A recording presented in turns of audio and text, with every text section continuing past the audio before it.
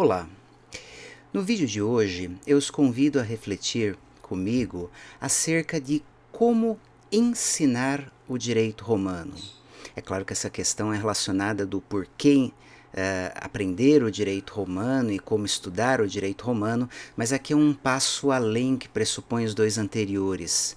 Como se deve ensinar o direito romano?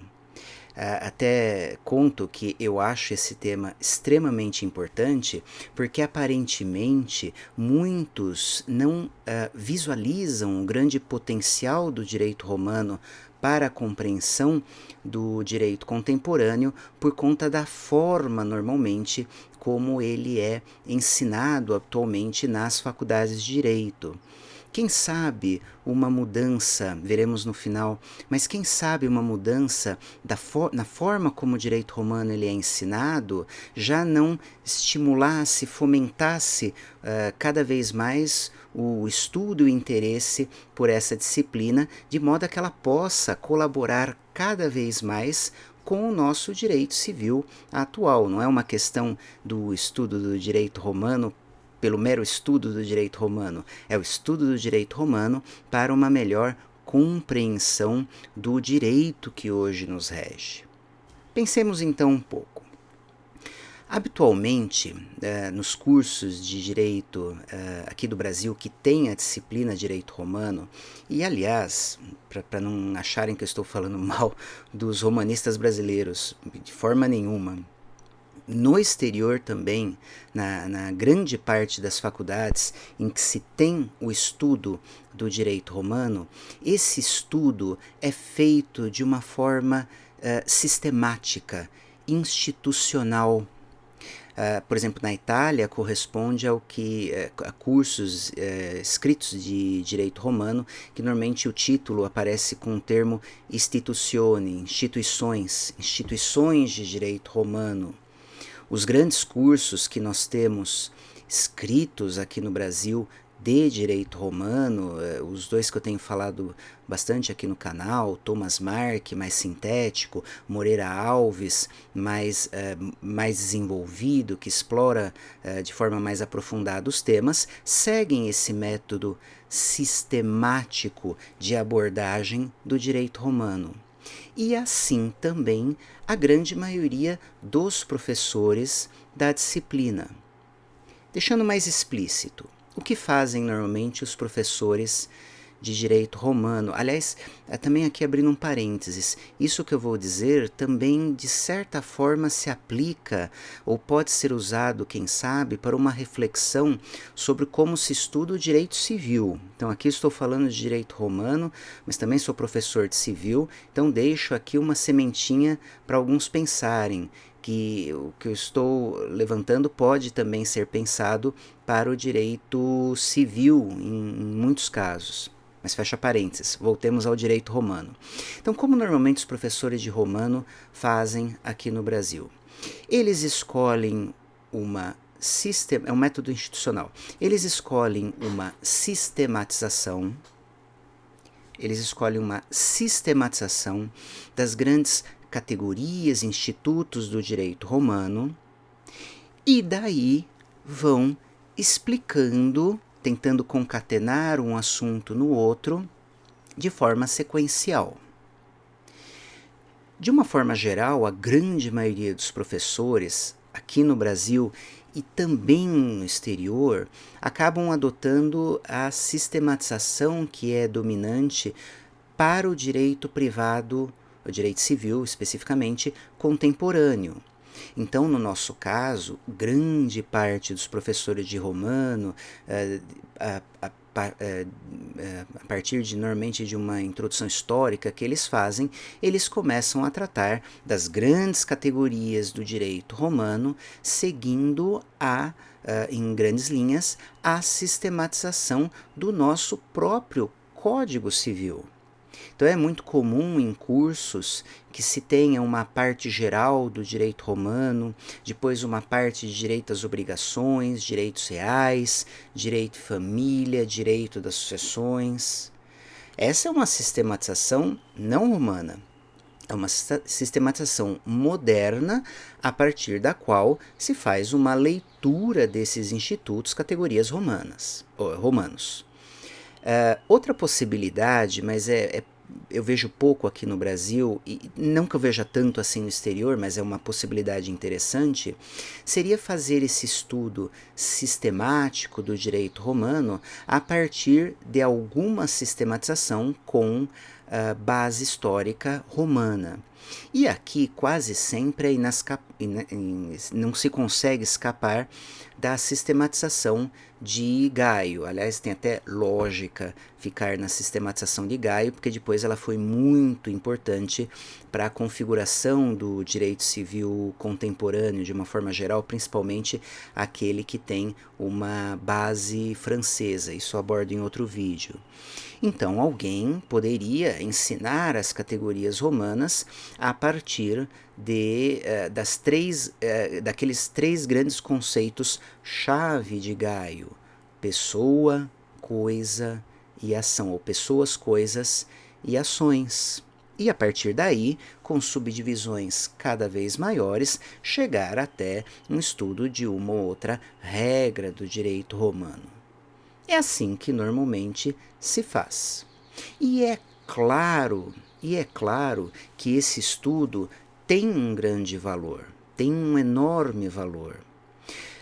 Por exemplo, isso eu vou abordar depois, mas, por exemplo, se feito esse estudo no primeiro ano da faculdade, como, por exemplo, na faculdade em que eu leciono, isso é feito, o direito romano, como o aluno acaba passando a partir de uma sistematização atual, ele acaba passando pelas grandes categorias romanas que foram a base do nosso direito civil contemporâneo, ele acaba antecipando de alguma forma temas que depois serão abordados pela disciplina Direito Civil, que pela extensão, não fica restrita ao primeiro ano do curso. Isso é bem interessante. O direito romano acaba funcionando, mais do que mostrar até a base histórica do nosso direito contemporâneo, ele acaba funcionando como uma antecipação, um resumão das grandes categorias do direito privado, o que acaba sendo muito conveniente para o aluno. Eu vejo muitos alunos que chegam às vezes em matérias de direito civil no segundo, terceiro ano da faculdade e ficam se lembrando dos conceitos que tiveram ali no primeiro ano. Facilita um pouco as conexões de direito civil e acaba colaborando muito com disciplinas paralelas que eles normalmente têm no primeiro e segundo semestre do curso. Normalmente a teoria geral do direito privado ou direito civil 1 e 2, aí depende da faculdade, a matéria correspondente normalmente à parte geral do Código Civil. Esse é um estudo, evidentemente, muito interessante. Só que é um estudo que não faz transbordar todo o potencial do direito romano. Precisamos refletir um pouco sobre ele. De todos os países, pelo menos que eu acompanho, da produção romanística, os italianos são aqueles que mais refletem sobre essa questão, e não é de hoje. E muitos romanistas muito famosos questionaram esse método institucional, sistemático, de se ensinar o direito romano, porque o direito romano perde um pouco do seu potencial para o jurista contemporâneo. Eu queria trazer um exemplo desse tipo de reflexão feita por um grande italiano muito conhecido entre os civilistas brasileiros, aliás, um italiano que é falecido já há muito tempo, mas que veio inclusive para o Brasil, prestigiou os estudiosos brasileiros, deu palestra aqui em mais de uma universidade aqui no Brasil, conhecido como civilista, e que já há quase, acho que há 90 anos atrás, mais ou menos, refletiu sobre essa questão. Ele não foi o primeiro, não foi o último, mas dada a sua importância, é interessante olhar o pensamento dele. Emílio Betti, ou Emílio Betti, como alguns preferem. Emílio Betti, ele que muitos pensam nele em primeiro lugar por conta de um importantíssimo trabalho sobre a teoria geral do negócio jurídico, então muitos enxergam ele mais como um civilista, como um romanista. Também ele tem um outro trabalho excepcional acerca de interpretação dos atos, das normas jurídicas, dos atos jurídicos, negócios jurídicos. Tem trabalho interessantíssimo sobre obrigações. Ele tem uma produção intelectual muito vasta. Mas Emílio Betti era romanista por formação.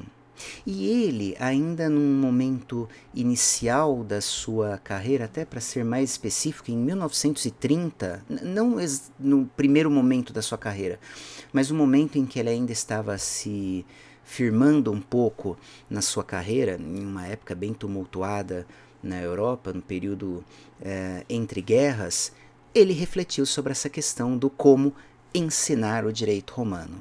E publicou um livro muito interessante em 1930 de casos práticos, de exercícios de direito romano a partir de casos práticos.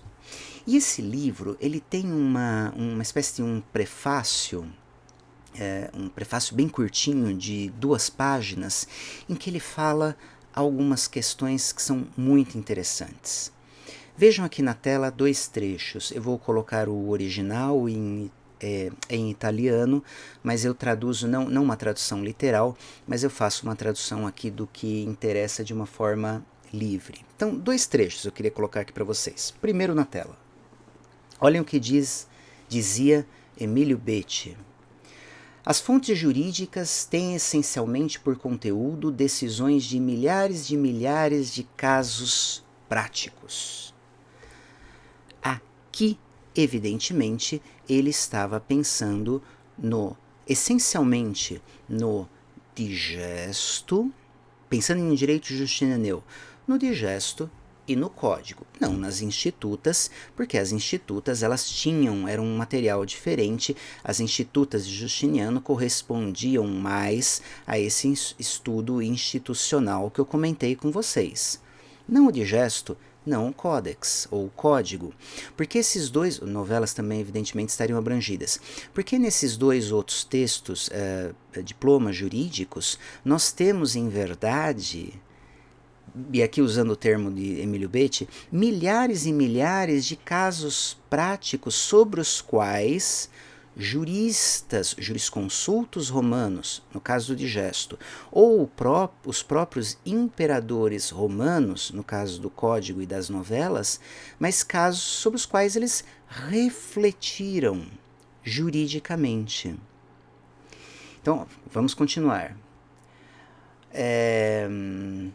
Ora, justamente por conta dessa circunstância, enquanto isso faz aqui ele fala de faz dele, o direito romano, dessas fontes, uma obra legislativa muito defeituosa, ou um tanto defeituosa. Aqui é claro, mais uma vez, ele está se referindo, fica bem nítido, a um texto jurídico que é essencialmente o digesto. Mas vejam o que ele diz. Confere a eles um valor incomparável, a essas fontes, um valor incomparável como meio, método ou meio para o ensino. Olha que interessante. Emílio Betti estava refletindo sobre como utilizar as fontes romanas para o ensino do direito romano. Um estudo cuidadoso das decisões que essas contêm, ele continua, não importa aqui tanto, mas vejam aqui embaixo, aqui nessa parte final, quando ele diz assim: isso educa aquilo que se pode chamar de olho clínico do jurista. Olha que interessante. Esse estudo de casos, na verdade, é uma clínica, entre aspas, para desenvolver o raciocínio jurídico. E mais um trechinho do Emílio Betti, na página seguinte. Ele, num trecho bem curto aqui, falando por alto, mas vocês têm o trecho na tela, ele tem de forma muito enfática para si, ele tem uma opinião fechada, quer dizer, ele está convicto de que o estudo do direito romano ele não pode se esvair somente em uma questão de erudição ou simplesmente ter uma utilidade de aprender noções para serem expostas no exame, nas provas. Aqui um parênteses, os exames que são orais normalmente em Roma são provas dificílimas. E de fato o que se vê é que num estudo institucional do direito romano, os alunos decoram as noções desses manuais e instituições e depois repetem de uma forma mecânica nesses exames orais. É o que normalmente também é feito pelos alunos, por muitos alunos, e não estou culpando os alunos, eles tiram boas notas fazendo isso, mas é que eles acabam fazendo em provas escritas também. O professor pede um conceito e ele devolve um conceito, e para ir bem na prova, ele decora esses conceitos. E com relação aos estudantes, mas aos aplicadores do direito, é interessante isso. O direito romano como uma matéria de erudição. Isso eu vejo também muito. Tem muitas pessoas que nitidamente não compreenderam o espírito romano e utilizam o espírito do direito romano e simplesmente usam o direito romano como um argumento de autoridade ou como uma oportunidade para demonstrar simplesmente a erudição daquele que está desenvolvendo um determinado discurso jurídico. Claro que isso tem o seu valor, mas não pode se esvair só nisso o direito romano, o papel do direito romano. O direito romano, e ele termina esse trecho, ele promove uma vigorosa disciplina mentale. Ele desenvolve o raciocínio jurídico. Ele termina parte viva e integrante della nostra educazione giuridica.